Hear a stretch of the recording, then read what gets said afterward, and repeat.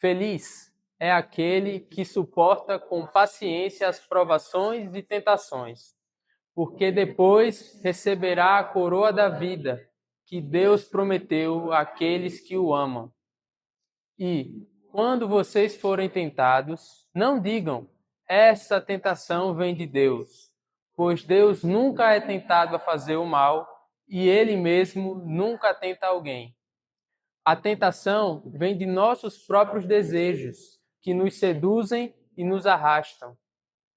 Esses desejos dão à luz o pecado, e quando o pecado se desenvolve plenamente, gera a morte. Até aqui vamos orar. Senhor Deus, obrigado, Pai. Obrigado porque estamos aqui reunidos mais uma vez para louvar o Teu nome. A gente agradece, Pai, pelos dízimos, pelas ofertas, pelo momento de ofertório. E a gente pede também, Pai, pela exposição da palavra. A gente pede que o Senhor abra os nossos olhos, nossos ouvidos, nossos corações, nossas mentes, para compreender aquilo que a Tua palavra diz e para aplicar a Tua palavra à nossa vida. Em nome de Jesus, amém. Meus irmãos, vamos voltar à cena onde pela primeira vez um ser humano foi confrontado pelo próprio pecado. A gente lembrou dessa cena em Gênesis. Na verdade, a gente lembrou da cena imediatamente anterior a essa, né? A gente lembrou da criação e de Deus dando uma ordem para Adão, na EBD. Agora, a gente tem que lembrar o que acontece depois. Eva come do fruto, dá para Adão, Adão come do fruto, e aí Deus confronta as suas criaturas por terem desobedecido seu mandamento, né? Deus pergunta a Adão, comeste da árvore que te ordenei que não comesses? E a primeira resposta do homem, quando é confrontado pelo pecado, é justamente uma transferência de culpa. Ele responde, a mulher que me deste por companheira foi quem me deu do fruto. E reparem que sim, ele acusa a mulher, mas ele também acusa a Deus. A mulher que me deste foi quem me deu do fruto. Essa foi a primeira vez que um ser humano tentou empurrar para Deus a culpa pelo próprio pecado. Mas não foi a última. O coração humano, desde Adão, tem o hábito de pegar o desejo pecaminoso, pegar a vontade de pecar, que é nosso, né, que é gerado dentro de nós, e colocar na conta de Deus. Como se ele tivesse plantado dentro de nós uma semente do mal. Sendo que, na verdade, essa semente tem a nossa digital, e não a de Deus. Gerações e gerações depois, Tiago teve que escrever para lidar com esse problema. E ele deixa claro para nós que Deus não semeia o desejo que nos mata, mas guarda a coroa da vida para quem persevera em amor. E a gente vai entender isso olhando com mais atenção para cada um dos versículos que a gente leu hoje. O primeiro versículo é o 12, que diz: Feliz é aquele que suporta com paciência as provações e tentações, porque depois receberá a coroa da vida que Deus prometeu àqueles que o amam. Ô, João, aproveitando que tu tá aí, me faz um favor, traz um copinho de água para mim. Valeu. Reparem que Tiago está aqui fechando tudo que a gente viu desde o versículo 2 até o versículo 11. Ele está fazendo uma conclusão, um resumo, um arremate de tudo que ele já vinha dizendo desde o versículo 2. A aprovação, os irmãos, espero que os irmãos lembrem agora, porque se não lembrarem, a culpa é minha, porque foi eu que preguei esse texto. A aprovação prova a fé provada produz perseverança, e a perseverança conduz à maturidade, completude. E agora ele coloca. Obrigado, meu filho. E agora ele faz um arremate, uma conclusão, na forma de uma bênção. Feliz é aquele que suporta as provações e tentações com paciência. E aí tem um nome para essa forma de construir frase, né? Essa palavra que a NVT traduz por feliz, ela no grego é makarios, que é a mesma palavra que no Sermão do Monte é traduzida por bem-aventurados. E aí, por conta desse nome makarios, né, os estudiosos do texto bíblico, eles chamam essa forma de construir frases de macarismo. Então, o macarismo é justamente quando tem uma bênção e logo em seguida da bênção tem a razão dessa bênção. Então, por exemplo, nas bem-aventuranças, Jesus dizia: bem-aventurados, ou seja, essa é a bênção, os que choram. Essa é a razão da bênção. E aí ele ainda complementa a razão da bênção, né? E aqui a fórmula é a mesma, né? Então, feliz, essa é a bênção, são aqueles que suportam com paciência as provações e tentações, porque depois receberá a coroa da vida que Deus prometeu àqueles que o amam. Então tem a bênção tem a razão da bênção. A estrutura é bem parecida. A gente já viu nas outras pregações que Tiago tem uma linguagem bem semelhante à linguagem que Jesus usava e à linguagem que Maria usava, né? Provavelmente por ter crescido no mesmo lar que Jesus, né? Ter sido criado por Maria, assim como Jesus. Ele tem essa linguagem parecida. Mas como nós já vimos aqui, quando Tiago fala em suportar as provações e tentações, ele não está falando de suportar como quem cerra os dentes assim e aguenta calado tudo o que está acontecendo. Não é um suportar passivo, como um boxeador nas cordas. A palavra carrega o sentido de perseverar com uma paciência que é ativa. A mesma virtude que ele vinha descrevendo desde o início do capítulo. Né? Perseverar na aprovação, suportar a aprovação, não é simplesmente esperar a aprovação passar. É suportá-la com uma paciência ativa, suportá-la com fidelidade, suportá-la íntegro, fiel. E a recompensa dessa perseverança é a coroa da vida. E aí o que, é que ele quer dizer com essa coroa da vida? Nos jogos da Grécia Antiga, vocês devem saber que as Olimpíadas começaram lá, né? Então a galera dava um valor muito grande para esses jogos. E aí o vencedor dos jogos recebia uma coroa de folhas. Aí dependendo do jogo, a coroa era diferente. Né? Podia ser de louro, podia ser de aipo silvestre, podia ser de oliva, dependia do jogo. Era a glória máxima para um esportista receber aquela coroa. Só que em poucos dias, talvez em uma semana, se a gente for dar um prazo de validade ainda longo, aquelas folhas secavam, porque elas não estavam mais ligadas ao solo, né? Não estavam mais sendo regadas, elas foram arrancadas para fazer uma coroa, e elas iam secar, iam morrer. O prêmio mais cobiçado da Grécia Antiga era um prêmio que tinha um prazo de validade de uma semana.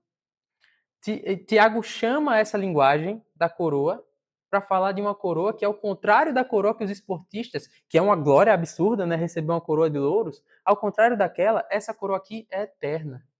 A coroa da vida não é essa, não é louro, não é oliva, não é nada que o sol possa fazer secar. É a coroa da vida, a própria vida eterna que é dada como prêmio a quem persevera. Lá nos versículos 2 ao 4, a gente viu que as provações elas têm um objetivo formativo. Elas têm o objetivo de formar os crentes, formar aqueles que servem a Cristo moralmente, né? O objetivo de uma formação moral para tornar os crentes maduros e completos. Mas Tiago mostra que, no fim das contas, ser aprovado não é amadurecer. O nosso prêmio por suportar as provações não é simplesmente sermos mais maduros, sermos mais completos. O nosso prêmio é vida eterna. Tiago mostra que as promessas de crescimento no Espírito, que as promessas de formação moral, são isso, né? É a promessa de crescimento no Espírito Santo. Essas promessas sempre apontam para uma realidade de uma promessa maior, que é a promessa de que, uma vez que nós amamos o Senhor e recebemos o Espírito, é plano de Deus que nós frutifiquemos, como nós vimos até aqui, e os planos de Deus não se frustram. E é plano de Deus também que essa formação moral, a nossa formação moral, a nossa maturidade, a nossa completude, sejam alcançadas, é claro, mas, acima disso, a execução desse plano de Deus torna inevitável a nossa condução às terras celestiais. Quando a gente canta a Brilho Celeste, canta sobre uma realidade que a gente vai viver, a gente não canta como quem está incerto acerca dessa realidade. É um plano inevitável que nós iremos para lá. E lá, o mesmo Cristo que nos concede forças para suportar as provações, para suportar as tentações, é o Cristo que nos receberá satisfeito e orgulhoso da obra que ele mesmo fez, mas que nós, por graça, somos chamados a participar. A coroa, embora possa passar a ideia de mérito, né, justamente por ligar a coroa dos esportistas, não é uma premiação para quem merece. A coroa da vida é um dom para aqueles que alcançam, ou melhor, para aqueles que suportam as provações com fé em Cristo, aqueles que descansam com fé em Cristo. E essa fé necessariamente persevera, porque Deus a faz perseverar. E o resultado disso, como Tiago nos mostra, como Tiago promete, é a experiência plena numa nova vida, na ressurreição dos mortos. Essa é a promessa que está guardada para todos aqueles que descansam em Cristo, em meio à provação. E pelas forças desse Cristo, suportam as provações e as tentações em amor a Deus. É provável que entre nós haja não um, não dois, mas várias pessoas aqui cansadas de perseverar? Porque cansa.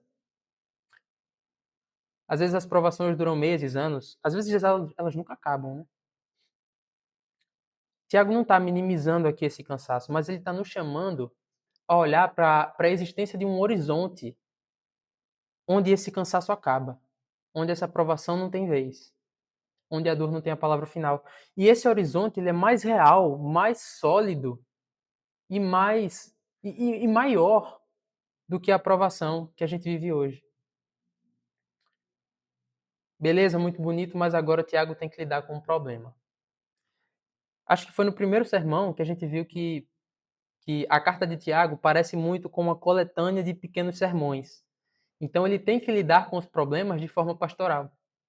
Ele escreve e ele já pensa, nossa, isso que eu escrevi pode gerar um entendimento errado, então eu preciso corrigir esse possível entendimento errado. É justamente o que ele faz aqui, porque as palavras, e isso não chega para nós, porque graças a Deus a nossa língua é muito rica e a gente tem palavras diferentes para definir as coisas.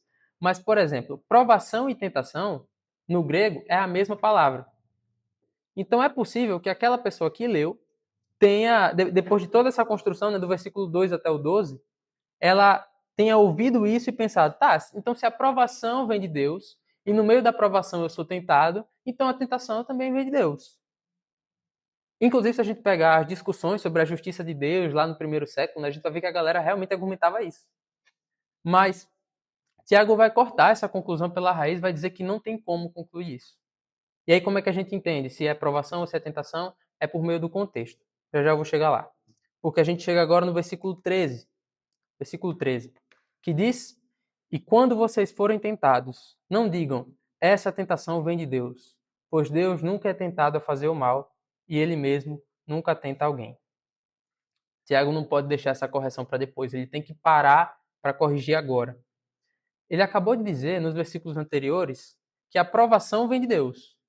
É Deus quem conduz a aprovação e a usa para formar os crentes. Mas Tiago sabe exatamente o risco que essa afirmação carrega. Porque tem gente ouvindo isso e escorregando para uma conclusão diferente. Que é, tá, se até a aprovação vem de Deus, então o convite que eu tenho dentro de mim para pecar dentro da aprovação vem de Deus também. Mas, como eu disse, a aprovação e tentação são a mesma palavra no original, só que a gente pode, por meio do contexto em que essa palavra é falada, entender se ele está falando de provação ou de tentação. No capítulo 2, por exemplo, a gente pode ver Paulo fazendo a mesma coisa com a palavra fé. A palavra muda de sentido dependendo de quem está falando. Quando a gente olha para Tiago, capítulo 2, versículo 19, a gente vai ver o seguinte: "Você diz crer que há um único Deus. Muito bem, até os demônios creem nisso e tremem de medo." Essa palavra, crer, é a mesma palavra que em outro versículo é traduzida por fé. Só que aqui, esse termo significa uma compreensão intelectual que é vazia. Pô, até os demônios sabem. Até os demônios creem que há um único Deus. Mas o que é que isso quer dizer? Isso os torna crentes no Senhor? Isso os torna pessoas que têm fé em Cristo? Ou demônios que têm fé em Cristo? De modo algum. Mas no versículo 22 do mesmo capítulo, a gente vê Tiago falar o seguinte: ó, "Como vem, sua fé e suas ações atuaram juntas e assim as ações tornaram a fé completa." Aqui, a fé que ele está falando, apesar de ser a mesma palavra, essa fé aqui é uma confiança viva no Senhor que produz obras. É a fé genuína. Então, o que ele faz nesse capítulo 1, no texto que a gente leu, é parecido. A mesma palavra pode descrever coisas diferentes. Então, a mesma palavra que definia antes a aprovação que Deus conduz na vida dos crentes, ela agora define o convite específico para pecar dentro da aprovação. E esse convite, Tiago deixa claríssimo que não vem de Deus. E essa mudança de palavra muda também uma mudança de ótica. A gente para de olhar para as coisas exteriores e passa a olhar para as coisas interiores. Por quê? Porque a aprovação, no sentido que nós vimos nos versículos anteriores e até aqui, é algo que vem de fora. São as circunstâncias. É uma circunstância, uma perda, é uma pressão que Deus permite para formar o caráter do crente. Agora, a partir daqui, Tiago desloca esse assunto para uma vontade interna, para dentro do ser humano. Um desejo que mora dentro do ser humano. E seguindo, Tiago faz uma negativa dupla. Primeiro ele diz que Deus nunca é tentado a fazer o mal, ou seja, é passivo, né? Deus não pode sofrer o ato de ser tentado a fazer o mal. Isso é sobre quem Deus é. O caráter de Deus é tão santo, tão bom, que ele não pode ser tentado a fazer algo ruim. Mas ele também nunca tenta alguém ativamente. Ele não pode ser o agente que tenta alguém, do mesmo modo que ele não pode ser tentado por alguém. Então, há uma afirmação sobre quem Deus é e uma afirmação sobre quem Deus faz. Ou melhor, sobre o que Deus não faz. E essa dupla afirmativa tem o objetivo de deixar claro que a bondade absoluta de Deus não tem nada a ver com a origem do nosso pecado. E esse impulso de misturar as duas coisas, né, misturar a nossa vontade com a vontade de Deus é muito antigo. A gente viu isso com Adão. É mais fácil dizer, ah não, Deus quis que fosse assim, Deus armou isso aqui, do que dizer, não, eu quis.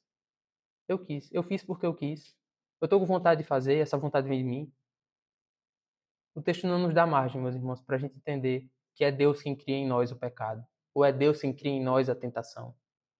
Não dá margem nenhuma para isso. Pensem comigo num pai que ensina o filho a andar de bicicletas, sem rodinha. Ele sabe que o filho vai cair quando ele tirar a rodinha da bicicleta. Vai cair, uma hora vai cair. Sabe que vai ralar o joelho, vai doer. Menino, eu levei uma das piores quedas da minha vida andando de bicicleta. O guidão girou, ficou a marca no guidão aqui, uma semana. A queda vai acontecer. Ele vai ralar o joelho, mas é necessário que ele leve essas quedas para ele aprender a se equilibrar. O pai permite essa queda, porque ele sabe que vai formá-lo como um adolescente que anda de bicicleta. É muito mais legal ser um adolescente que anda de bicicleta do que não saber andar.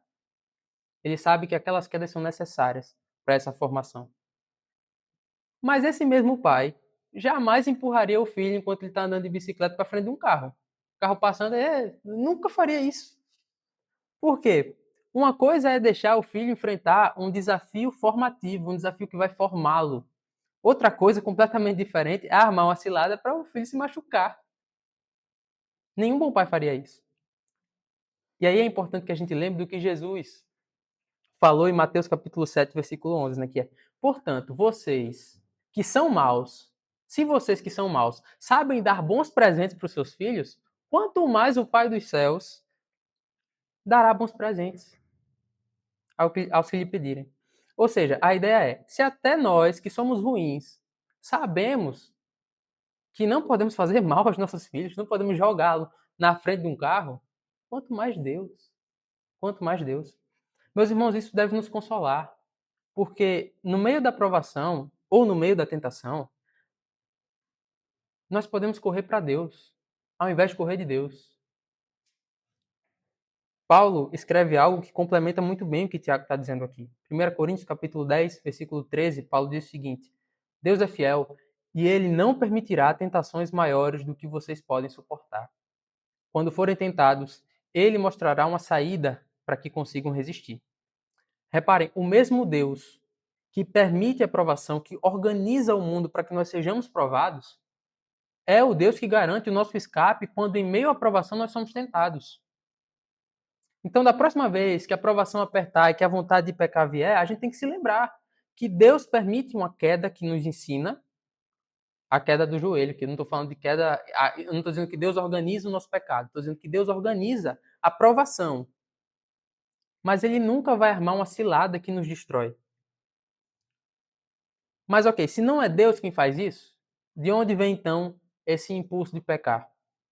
Tiago vai responder no próximo versículo. Tiago capítulo 1, versículo 14, vai dizer o seguinte: a tentação vem de nossos próprios desejos, que nos seduzem e nos arrastam. Os nossos próprios desejos. Não é um desejo solto no ar. É meu, é seu, é nosso, é de cada um de nós. É um desejo que nasceu dentro, que não foi implantado de fora, que alguém veio assim, olha só, deseje isso. E é exatamente por isso que Tiago pôde dizer, logo antes, que a tentação não vem de Deus. Ela tem um endereço, tem um remetente. E esse remetente é o nosso coração. E ele usa as palavras seduzem e arrastam, né? A tentação vem de nossos próprios desejos que nos seduzem e nos arrastam. A cena que ele está formando aqui é uma cena de pesca, tá? Quando o peixe ele é fisgado e arrastado para fora da água. Primeiro a isca atrai, ela desperta o apetite, promete algo bom, né? A isca só faz sentido o peixe morder a isca se a isca parecer saborosa, né? Depois ele é arrastado, vem uma força que o puxa para fora da água. E aí eu acho essa imagem muito legal, porque se a gente pensar num pescador jogando a linha para pescar o peixe, o anzol e a isca nunca vão atrás do peixe. Eles não perseguem o peixe. Ele fica lá parado, quieto, esperando o peixe. E aí o peixe enxerga o brilho da isca, sente o cheiro da comida, se aproxima, morde e é puxado. E esse desejo que nos atrai e nos seduz, ele produz problemas de duas ordens. Primeiro, um problema vertical, que é um problema entre nós e Deus, porque nos afasta de Deus. Afinal de contas, esse desejo nos convence, por algum momento, que aquilo que nós queremos é mais confiável, é mais satisfatório e mais urgente do que sermos fiéis a Deus. Aqui é aquele conceito clássico de idolatria, né? A gente coloca algo que não deveria estar no lugar de Deus, como se fosse nosso Deus. E existe também um problema horizontal, um problema para nós e para quem está ao nosso redor. O efeito desse desejo que seduz e arrasta é degradante, é humilhante. Porque arrastados não é a imagem de alguém que caminha com dignidade até o pecado. Não, é a imagem de alguém que é puxado pelo seu apetite. Eu nunca conheci alguém que acordou pensando, nossa, hoje eu vou destruir meu casamento. Ou que acordou pensando assim, não, hoje eu vou destruir a minha integridade, vou destruir o meu testemunho. Hoje eu vou fazer com que as pessoas olhem para mim e pensem, nossa, meu Deus do céu, que pena. Eu vou sair de casa querendo destruir tudo que eu construí. Nunca vi. Mas o desejo não pede licença. Ele afeta nós, afeta o próximo. E aqui eu não estou dizendo que nós somos reféns indefesos do nosso desejo. Não é isso que Tiago fala. Ele está descrevendo um processo pelo qual o desejo trabalha. Ele não está anulando aqui a nossa responsabilidade diante desse desejo. Pelo contrário, né? Tiago coloca esses desejos como sendo produzidos por nós, pelo nosso interior, pela nossa própria natureza pecaminosa. Então, não é que nós não somos responsáveis por esse desejo. Ele está descrevendo como esse desejo, pelo qual nós somos responsáveis, opera em nós. E aí, gente, esse texto ele não pode ficar de modo algum abstrato, pairando sobre o ar. A gente tem que tentar entender como é que a gente pode aplicar ele concretamente à realidade, aos desejos que nós temos. As iscas podem ser diferentes, mas o processo é esse aqui, tá? Para alguns, a isca pode ser a tela do celular.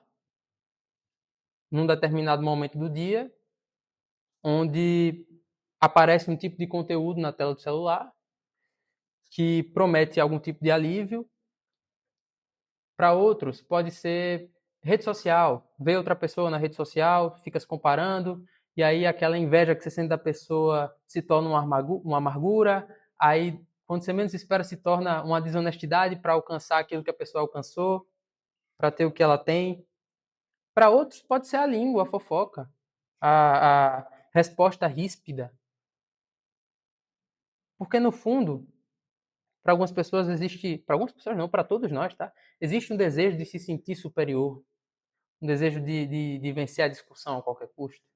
Isso pode corromper a nossa língua. Então, a isca pode mudar para cada um de nós, mas o mecanismo é sempre o mesmo.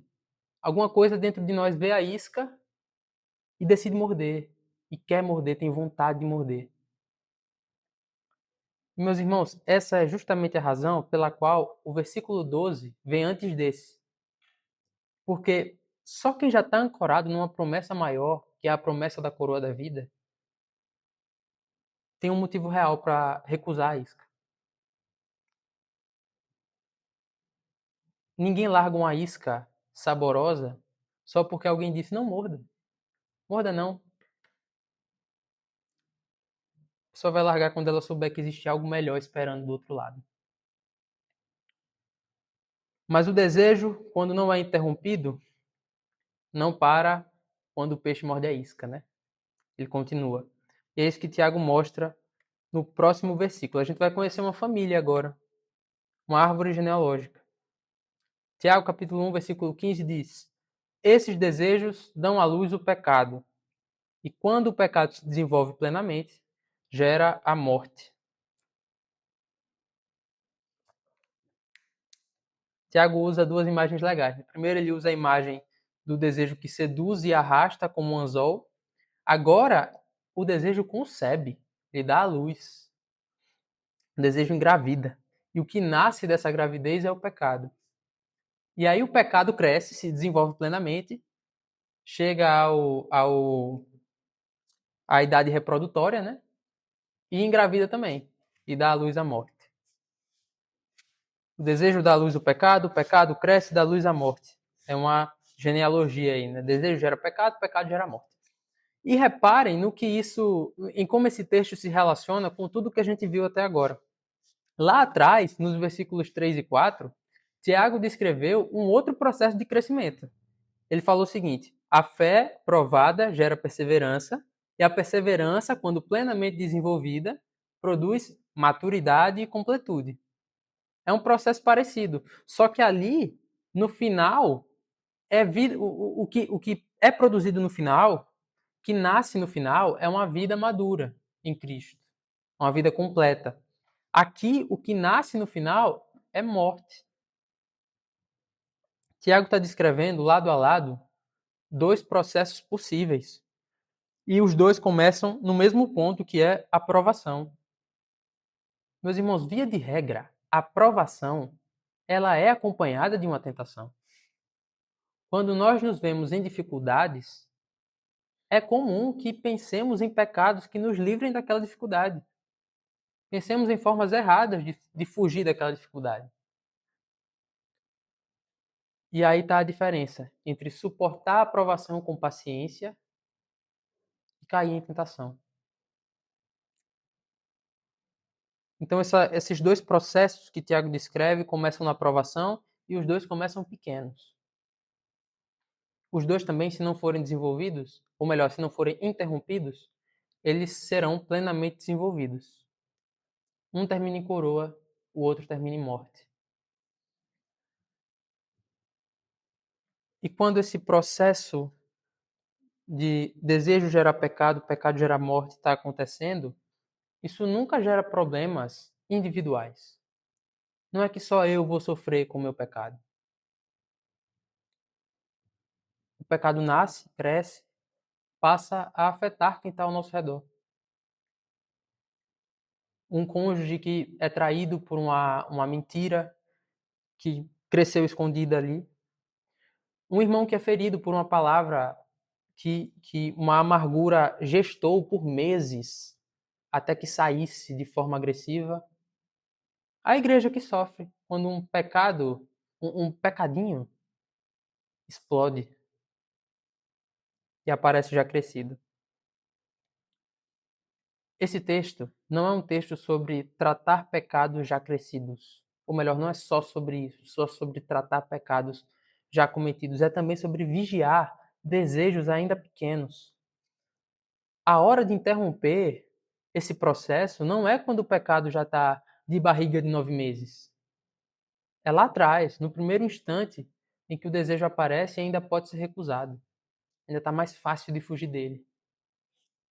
Paulo descreve essa luta lá em Romanos 7, né? Não faço o bem que eu quero, mas o mal que eu não quero, esse eu pratico.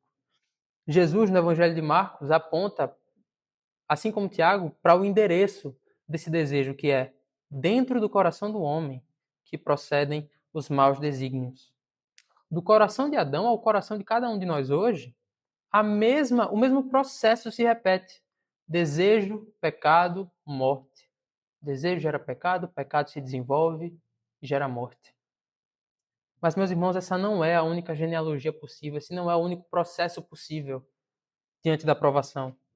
Lembre do versículo 12, o primeiro versículo que lemos hoje. Existe uma coroa de vida.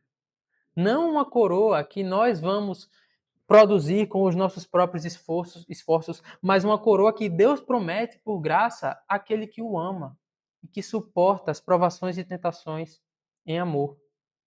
Duas gestações, dois caminhos que começam no mesmo ponto. É como com a bifurcação. Uma leva à vida, outra leva à morte. Nós geramos sozinhos e nos conduz à morte. O outro é Deus quem promete e quem sustenta e nos dá a vida. Tiago não escreveu esses 4 versículos para que nós ficássemos impressionados com a forma como o pecado opera. Olha só que legal como a Bíblia descreve o desejo, o pecado, a morte. Isso é tudo tão complexo, é tão legal, tão bacana de entender. Tiago escreveu para que a gente agisse de forma diferente amanhã. O foco de Tiago, a gente tem falado disso desde o primeiro sermão de Tiago, né? O foco de Tiago é sempre a nossa conduta. Como que os crentes vão reagir diante daquilo que o mundo os dispõe, né? Diante da provação, diante da tentação, como nós vamos reagir? Então, para facilitar, eu trouxe 3 aplicações para a gente lidar com esse texto. A primeira aplicação é muito simples. A gente tem que parar de terceirizar. A culpa pelo nosso pecado, pelo nosso desejo, a gente tem que parar de terceirizar. Então, na próxima vez que a gente perceber que a gente está prestes a ceder o pecado, ou que a gente já cedeu a alguma tentação, a gente tem que resistir ao impulso de buscar a culpa lá fora. Nunca é, a pressão do trabalho me fez mentir. Nunca é, a solidão me fez ter uma conversa que eu não deveria ter tido. Claro que o ambiente pode tornar certas tentações mais propícias ou menos propícias, claro. Mas Tiago descreve o processo como acontece, é um desejo que nasce dentro de nós. A origem é o nosso desejo interno pecaminoso. É a nossa natureza inclinada ao mal. Então, próxima vez que a gente nomeie diante de Deus esse desejo. Olha, ó, Deus, eu quis fazer isso. Deus, eu tô com vontade de fazer tal coisa. A gente tem que orar ao Senhor confessando com honestidade o que é que a gente realmente deseja. Muitas vezes a gente ora pedindo para Deus nos livrar da provação, e beleza, isso está correto, a gente tem que orar mesmo para que Deus nos livre das provações. Mas e quando a gente está sendo tentado no meio dessa provação? Será que a gente tem honestidade diante do Senhor de dizer, meu Deus, no meio dessa provação eu estou com vontade de fazer isso. Eu sei que é errado, mas eu estou com vontade de fazer. Então a gente tem que parar de terceirizar. Porque é desconfortável, claro, mas é o primeiro passo para sair das amarras do pecado, para sair desse processo que nos seduz e nos arrasta. Segunda aplicação, nós devemos vigiar desde a concepção e não somente no parto. Então, essa semana, a gente devia identificar alguma área da nossa vida onde a gente sabe que existe um desejo pequeno ali sendo alimentado. Seja um hábito, um tipo de conversa, um lugar que a gente frequenta. E a gente tem que dar um passo concreto para interromper esse processo. Contar para alguém de confiança, cortar o acesso, mudar a rota. A gente não pode esperar o parto. A gente tem que interromper a gestação do pecado, pelo amor de Deus. Então é até uma prática para a gente ter essa semana, né? Pensar quais são os desejos que eu tenho nutrido, quais são os desejos ruins que eu tenho nutrido e como eu posso interrompê-los. O que é que eu posso fazer para interromper esses desejos? Posso orar? Posso contar para alguém? Posso pedir ajuda? E justamente isso nos conduz à terceira aplicação, que é, como igreja, nós devemos ser um lugar seguro para tratar desejos pecaminosos. É possível? É possível não, é necessário que como igreja, que na vida da igreja, nós recebamos pessoas que nos contem suas dificuldades, seus desejos, suas vontades de pecar. E como é que a gente vai reagir a isso? A gente não pode, de modo algum, reagir julgando o desejo do outro. Porque Tiago descreve nesse texto um desejo que é universal. Não é um desejo, o desejo pecaminoso não é um desejo que atinge somente crente fraco. De modo algum, atinge a todos. Todos são tentados. É a condição humana debaixo do pecado. Até que o Senhor volte, até que tenhamos um corpo glorificado, essa é a nossa condição, seremos tentados. Como igreja, nós precisamos estar prontos. Se nós queremos viver o evangelho, e qual é a nossa missão como igreja? Alcançar, acolher, discipular pessoas, beleza. E qual é a nossa visão? É formar discípulos que formam discípulos. Ok, isso é bonito. Mas e se uma pessoa busca ajuda para se livrar de um pecado, e a gente não acolhe essa pessoa, não discipula essa pessoa, isso é tudo palavra vazia.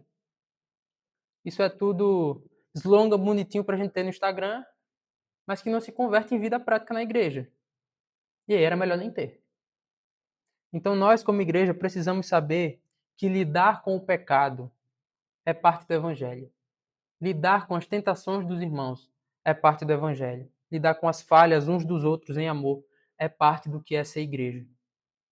Então que a gente receba, que a gente aprenda a receber a confissão do irmão como alguém que está disposto a interromper esse processo. Está disposto a ajudar. E não como alguém que já está lendo o obituário de alguém que morreu. Olha só, fulano fez tal coisa que horrível. Talvez seja horrível, mas o que é que a gente como igreja pode fazer para tratar isso?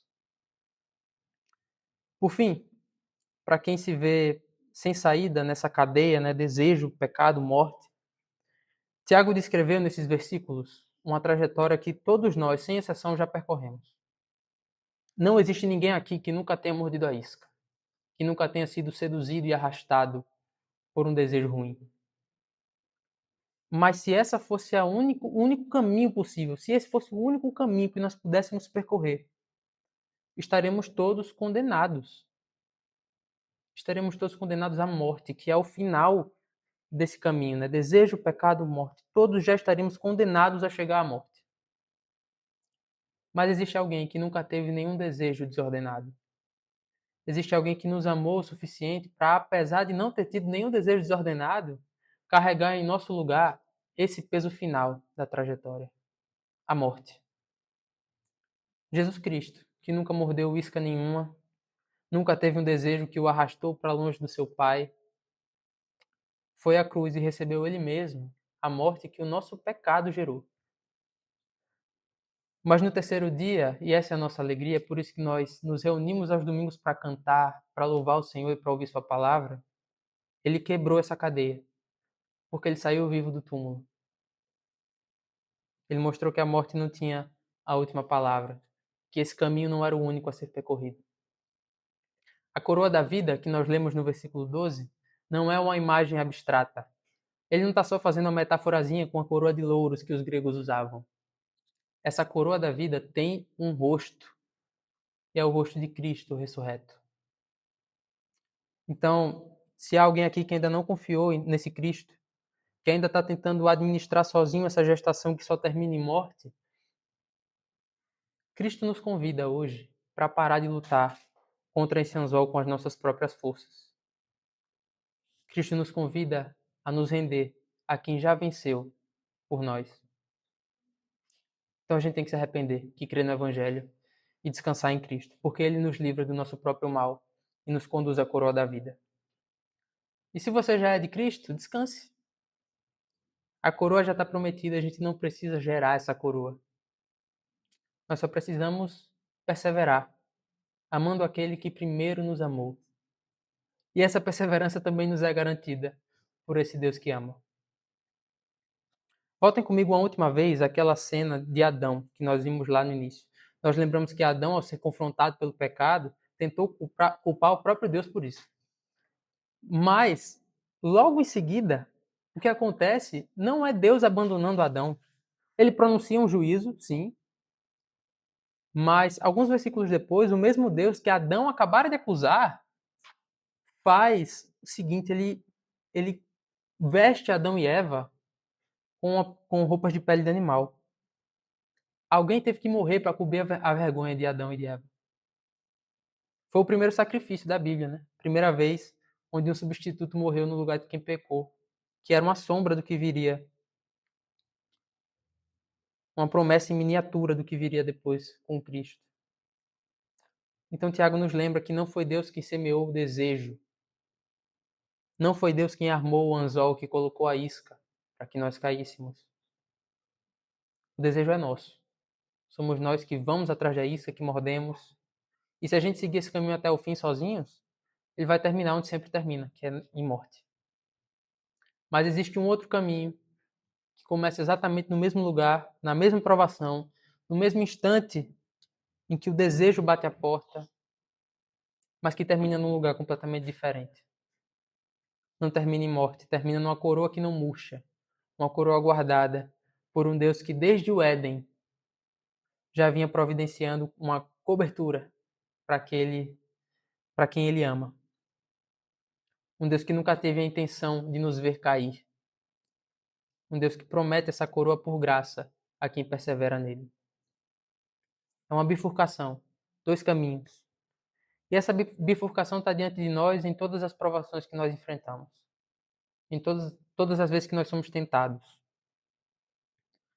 Não foi Deus quem armou o anzol, mas foi Deus quem desde o princípio vestiu quem tinha caído. E é Deus quem guarda a coroa. Amém? Vamos orar. Senhor, obrigado, Pai. Obrigado porque o Senhor é bom. Obrigado porque, apesar das nossas vontades ruins, dos nossos desejos pecaminosos, o Senhor cuida de nós. O Senhor nos protege. O Senhor nos dá forças para perseverar. Pai, nos ajuda, Senhor, para que quando nós nos vejamos diante da provação, diante da tentação, o nosso impulso não seja correr do Senhor. E ainda que o impulso seja esse, que a gente resista contra esse impulso. Que a gente não corra do Senhor, mas que a gente corra para o Senhor. Que a gente entenda, Pai, que não é a tua vontade que nós nos afastemos do Senhor. Que a gente entenda que o Senhor é bom e foi bom demais conosco, a ponto de entregar o seu próprio filho no nosso lugar. Pai, quando a tentação vier, quando a provação vier, nos lembra do Evangelho, Pai. Nos lembra da boa notícia de que essa coroa está guardada para nós. É isso que nós pedimos, Pai. Em nome de Jesus. Amém.